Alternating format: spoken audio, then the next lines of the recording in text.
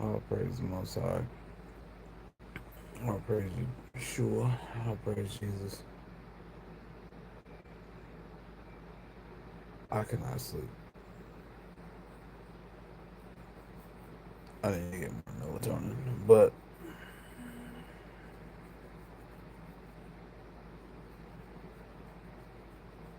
man, I have so many things on my mind.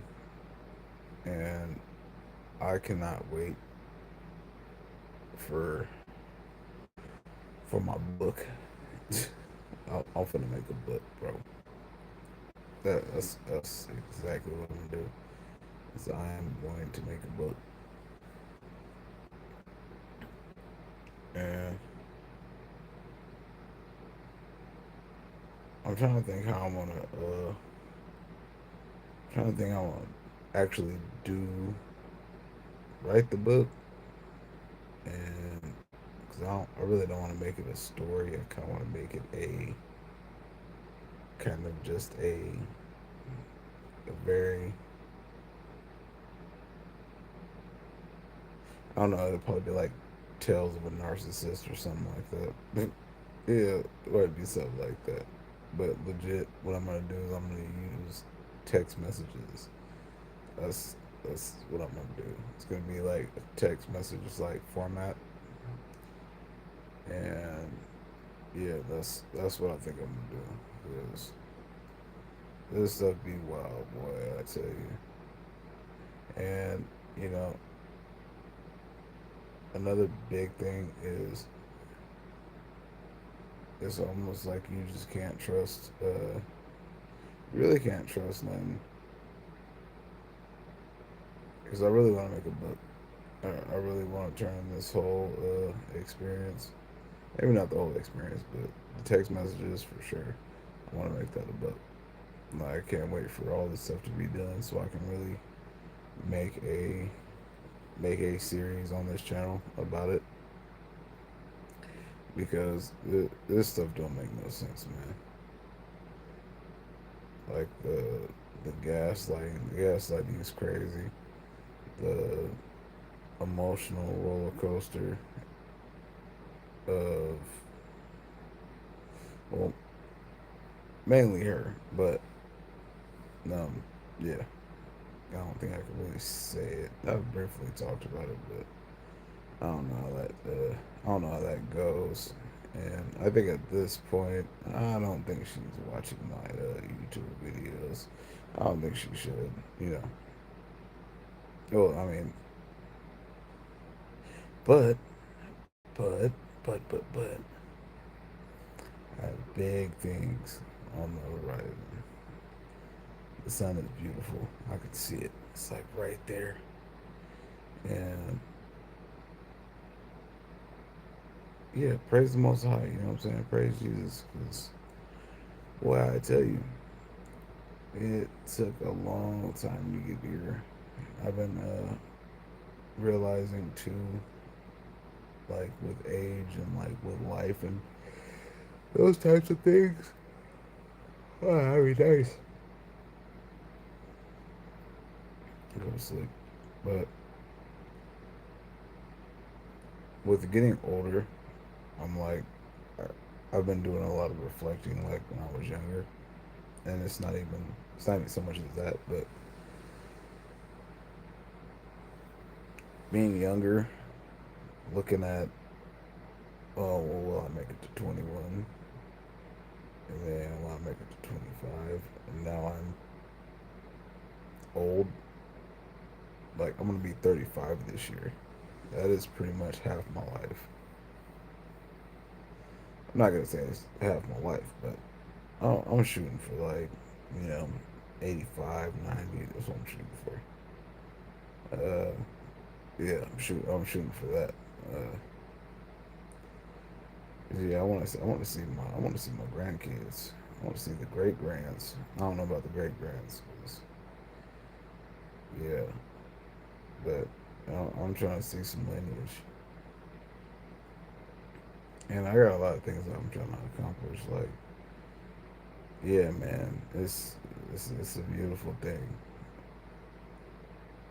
It's, like, it's especially going from not seeing nothing and just being in the world and not seeing a future at all to seeing a future and things you want to do. Like that's crazy. That's crazy to me. Like I mean, probably to the average person, it's like, oh, what do you mean you don't know what you want to do?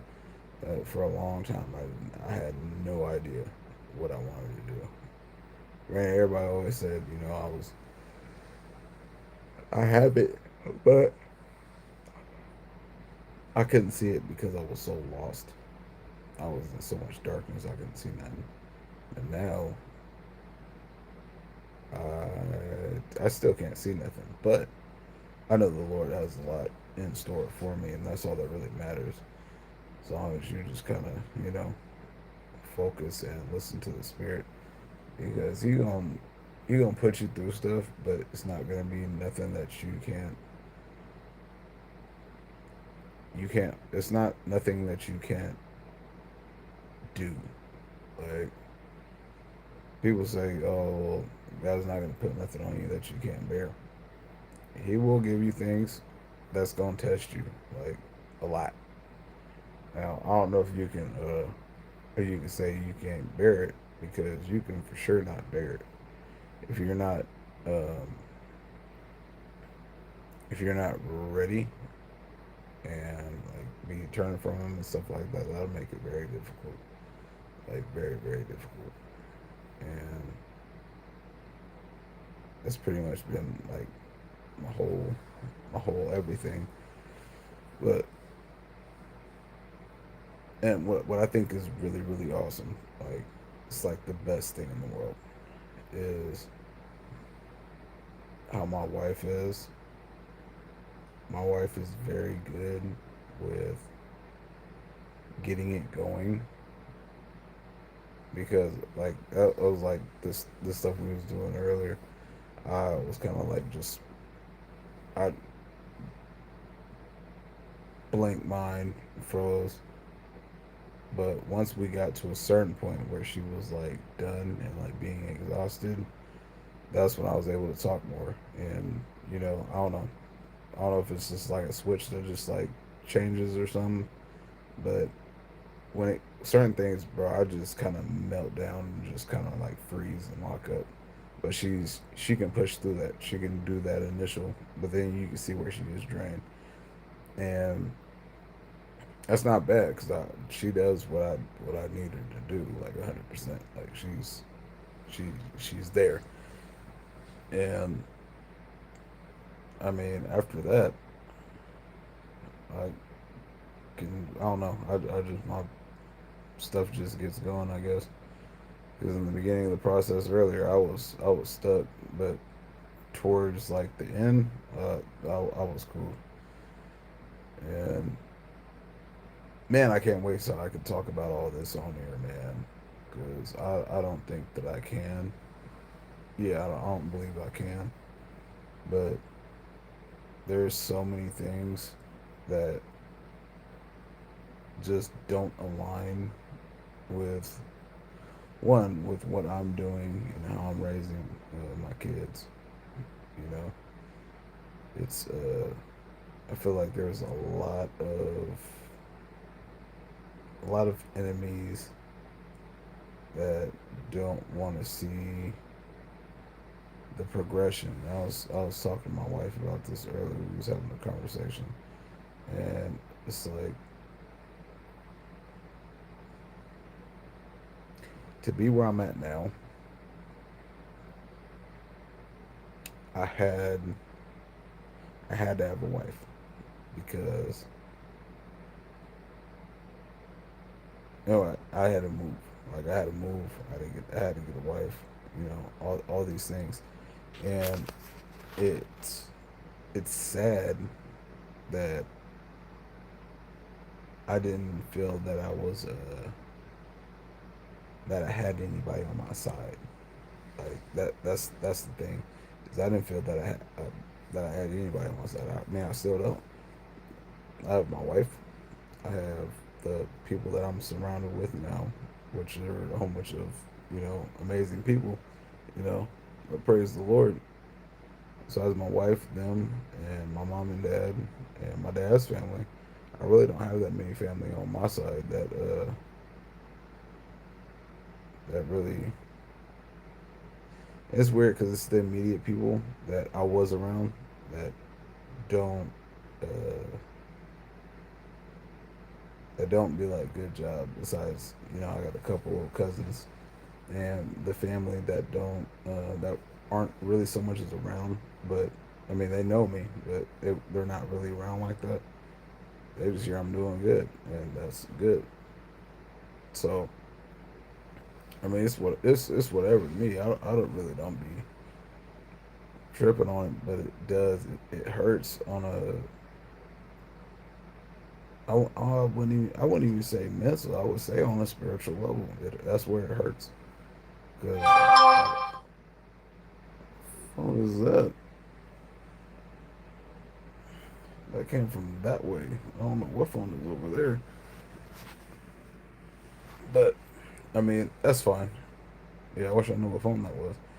But I mean once you get to a certain point anyway, people are gonna despise you, and people are gonna hate. People are just not gonna like your growth because they want you to be in the same crab pot as them. And I've outgrown that, and I've outgrown these people. I think that's another reason. But the jealousy and the the backbiting and doing things behind my back and not respecting what I require is something different. It'd be different if I was doing something to you, or like making things difficult for other people. But I don't. I stay in my own little world, and I stay focused on the things that I need to stay focused on. But on the ride back, I was talking to the missus, and it's uh, it's funny that we don't be realizing that once we get married, like as men or women, once you get married, essentially you are equal with everybody. You're equal with everybody else. Everybody in your family, they're equal. They're older. They're older than you, like moms and dads and all these things. Y'all are equals. Now, mom and dads, that's gonna be something kind of different. But aunties and uncles and blah blah blah, y'all are equals. I'm gonna respect you because you're an elder. But besides that, when it comes to like communication and talking, we're on the same we're on the same playing field. I don't need to bow down to you because you're older than me or because you feel like you have this title. No, I am a man. I'm a husband. We're equal, and for it kills me that older people have an issue with having a conversation with somebody that's younger than them. I can't understand that. Cause I'm not gonna argue with you. I'm not gonna raise my voice, or, do any of these things. That is a that is a weird tactic. That's a tactic of the enemy too. I'm not gonna argue with you if you can't have an actual conversation with me. Then there's really nothing to talk about. One thing that really pissed me off this weekend. Now I can say this: my aunt told my daughter that she's a better grandma than my mom.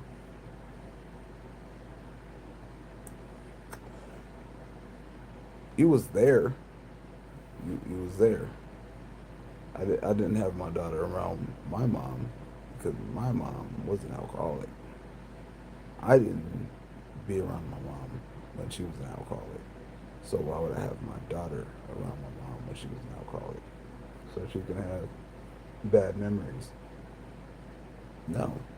But the memories I do have of my mom when I was a kid, when she was more sober, were awesome. And can't nobody tell me nothing different.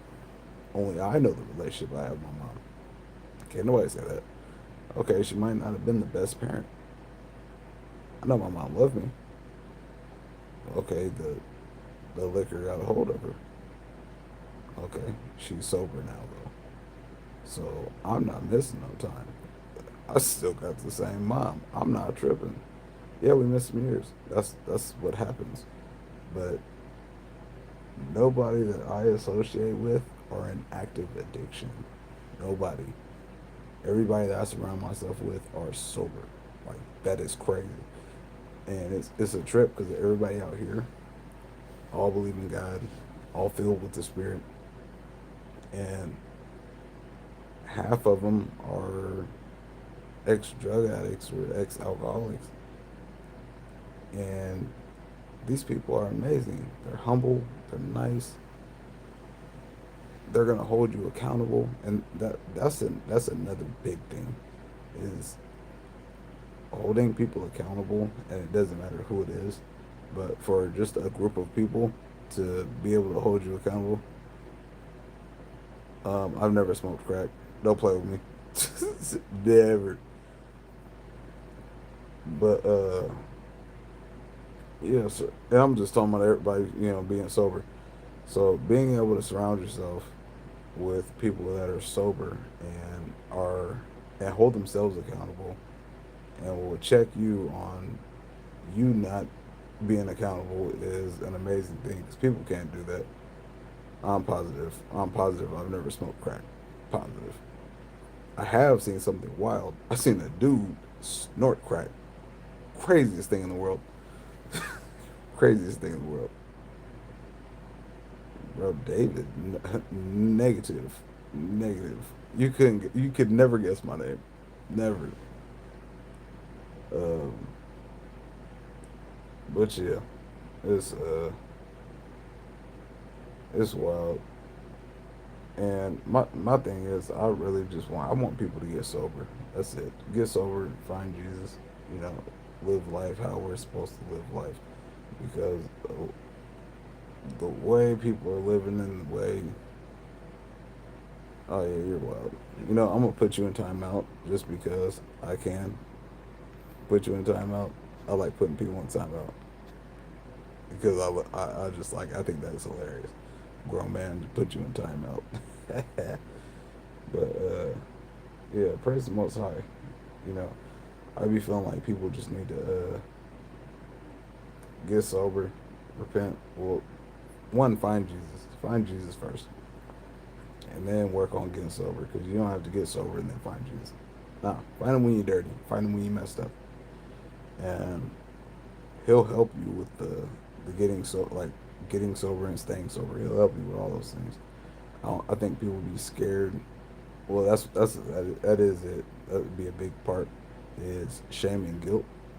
It keeps people away from God, and it once you once you get past that, like your own shame, you're good. You're good. Once you get past your own shame and guilt, you're good because there's nothing that. And you know what? The Bible too. When you be looking at like the stories in the Bible, when you look at like violent people, look at David. David was a violent person, not necessarily completely violent, but he was. And David did a lot of things. He had one of his mans killed and married his wife. You know, like that's something different. Now, shoot, yeah, I'm not finna go into all that. Actually, I will. So Bathsheba and him they had Solomon, and he was the wisest man in the world. God favored him too. So when you look at David backstabbing one of his comrades and marrying his wife, God forgave him for that. And then when you look at basically in the Bible, it's saying basically you can always be saved, and don't let guilt and shame like put you in a place where you don't go to him, because the man that had legion in him, that's like 1,000 demons, I think. and Jesus casted out those demons. So that man was doing like everything. He was doing everything to get all those demons, because they have to have a door, to come in, and you have to be doing something for them to be invited in. And he released them from those demons and told them to go see the priest or scribes or somebody. And he went, and, was a normal person once again. When you look at people that are on drugs, also, because I went to Portland, and it was a when I see Portland now, I see it completely different. Like, there's such a cloud always over Portland, and it's like it's terrifying to see how many people that are just lost. And I don't even know if it's the drugs, because if you grew up in Portland, you could just see the same movement of people around, and it just it only got worse, because when even people in the street that were doing street activities,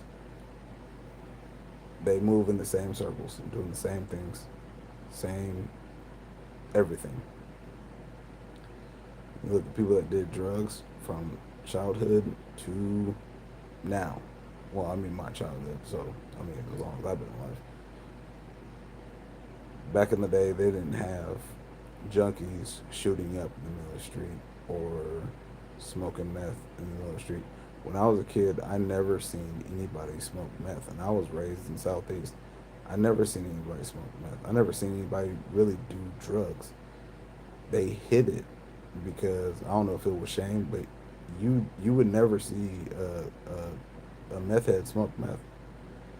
You knew they were high. You knew they did drugs, but you never seen them just do it in the open. Now it's completely different.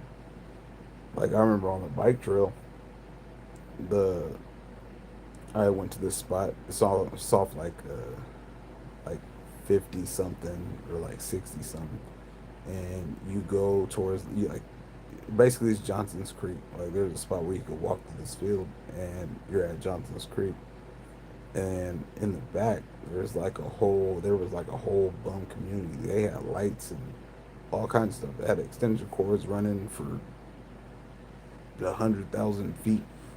Yeah, it was, it was crazy, but they had their own little thing getting down, and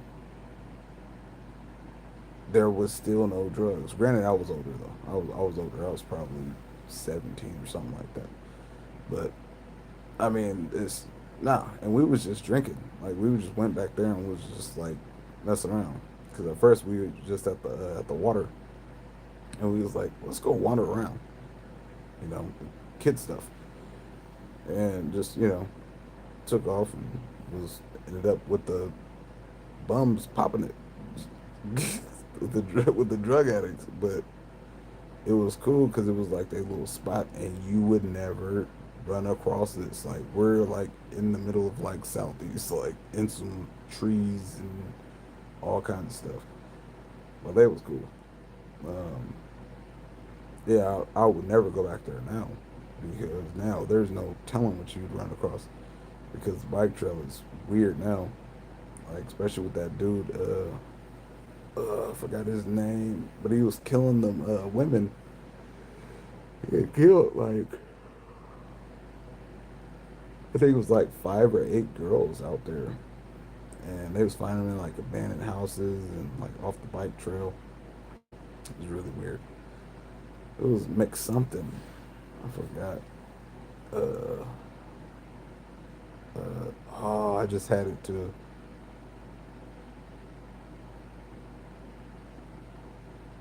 Either way, the dudes went to Marshall, like back in like the 80s or something like that. Back in the 80s or 70s, Yeah, I wish I could remember his name. Homeboy, what's his name? Belly Ray. Belly Ray was on top of all that. He's a YouTuber that lives in Portland, and he does all the talking to all the bums and gives the homeless people like clothes and blankets and all that. But he was on that serial killer. Um, yeah, I don't know what's going on with Iran either. I feel like something's gonna happen real soon. Like I give it within a month. Within a month, something's gonna happen.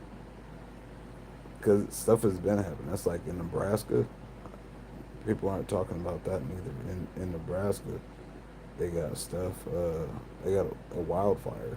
That's they said something crazy like 400,000 acres is burning, bro. 400,000 acres. That is a lot of fire. And the last I heard, it was like 2 or 3 days ago that 0% of it was contained. You have 400,000 and ain't nothing's contained. It started burning Colorado, like a little bit of Colorado, but I don't know, man. I feel like accountability is still like number one priority with like people. You got to be able to take criticism and correction, because if not, you're just gonna be screwed. Like I might not look like I'm not listening, but I'm like listening to everything. Especially, I think, I don't know. I feel like 30 was the magic number for me. 29, 30. Took me 30 years to get it right. That's cool. As long as I got it right. Some people's late bloomers. But I mean, my last 5 years have been amazing. Everybody's sober. I got my daughter. I'm married. Working on finances. About to get my license. I'm about to do that. But that's gonna be crazy. That is gonna be crazy work. I'm so excited. Like, man, like y'all don't even know. Y'all don't even know. I ain't never had a license. So I'm finna get a license. Man, yeah, yeah. That's wild work. Yeah, folks are gonna be upset once I get my license. And like, oh, he found a program or something. Nah, bro. That's the thing is, I was thinking about that earlier when I was talking to the wife. When when everything initially started happening, I was saving. Like when I lived in Portland before we was together and all that, I was saving up money so I could get my license. And this is like me, like talking to the Lord, and doing all the stuff, like really focused.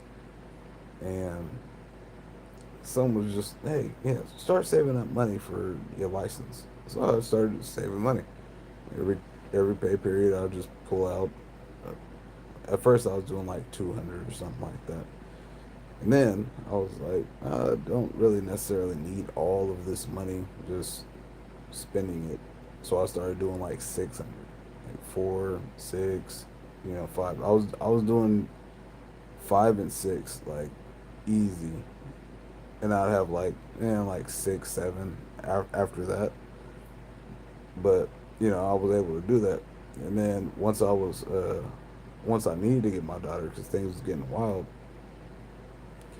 I went and got an attorney because I had the money to do it.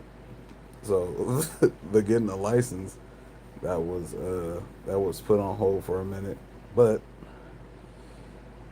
I was able to get.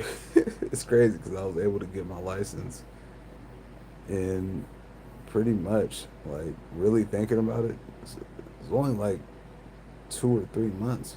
Like, yeah, we were able to save up in like 2 or 3 months to be able to put that money down to get my license. Cause I was like 3 grand. I was like 3 grand to get my license, and I'm still making payments, but it's released. I got to get it reinstated, but I mean, yeah, to be able to save up the money in 3 months is kind of it's kind of nice. Man, I can't wait for this court stuff to be done so I can go ahead and just air it out. I want to air out this stuff so bad. And the crazy thing is, I won't even be able to say everything because it's just so much stuff. And I might not even be able to do it until my daughter is like grown, like until like court is just like non-existent anymore. Um, but I mean that's cool because that's just gonna be more content for my book. Because I really want to air everything out. I truly do. Because man, this stuff,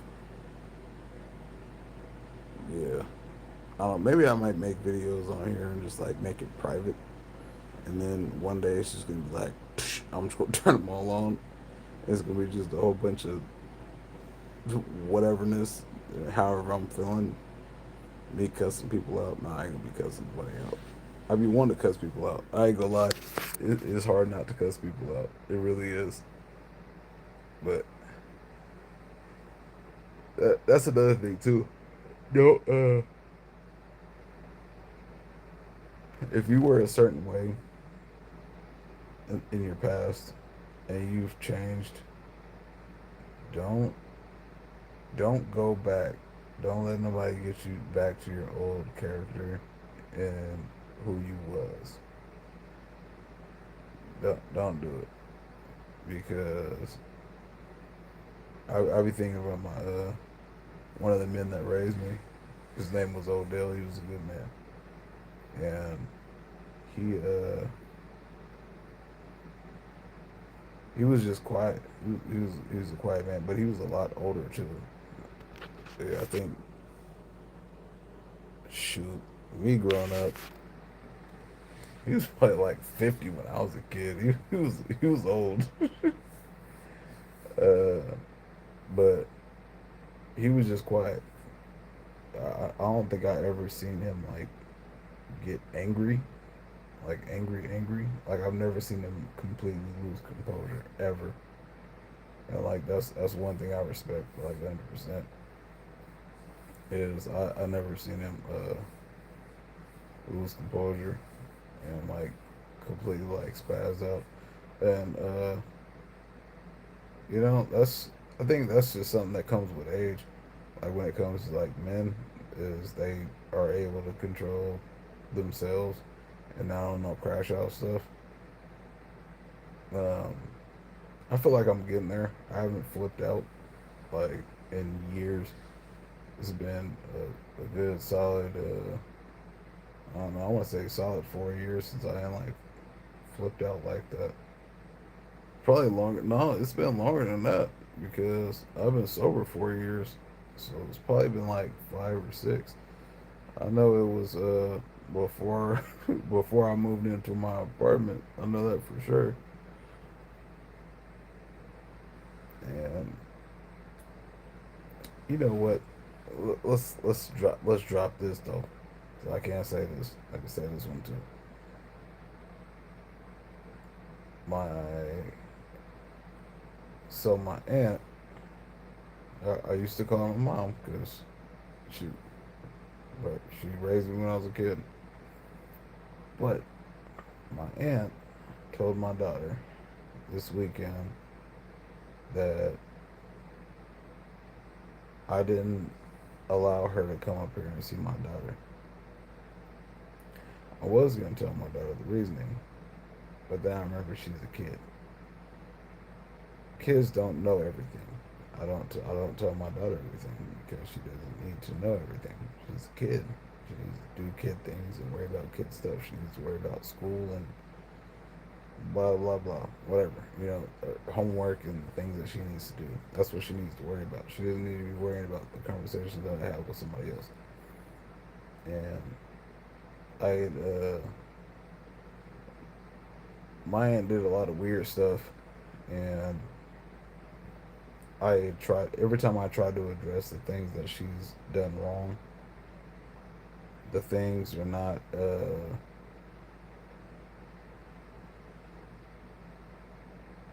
The communication is poor on her end. I try to voice myself very clear with love and understanding. But whenever I say something to her, it's not heard, and then it's my fault.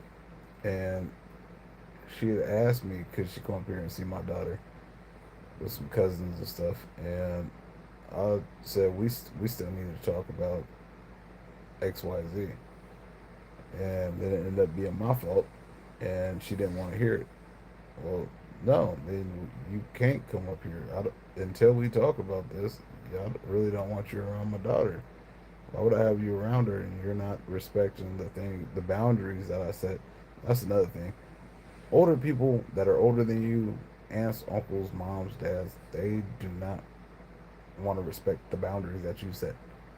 I can understand if it's a little boundary or something like that, but if you set a boundary, especially for your kids, they need to respect that. No matter how you cut it, and if they don't have your kids around them. You're not obligated to have your kids around anybody that doesn't respect your boundaries. You're not. It doesn't matter if they're your mom, dad, or anybody. It doesn't matter. It don't. I think people be scared and not knowing their role as leaders and as a protector and a provider. I think people will be scared and intimidated, and I see that that's one of the things now is they can't intimidate me, they can't shame me, they can't do any of these things, and that irritates them.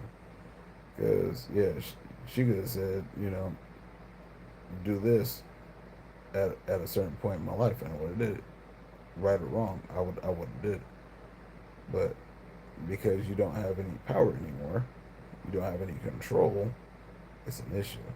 What time is it? I'm gonna make myself go to sleep. Y'all have a good night. Praise the Lord.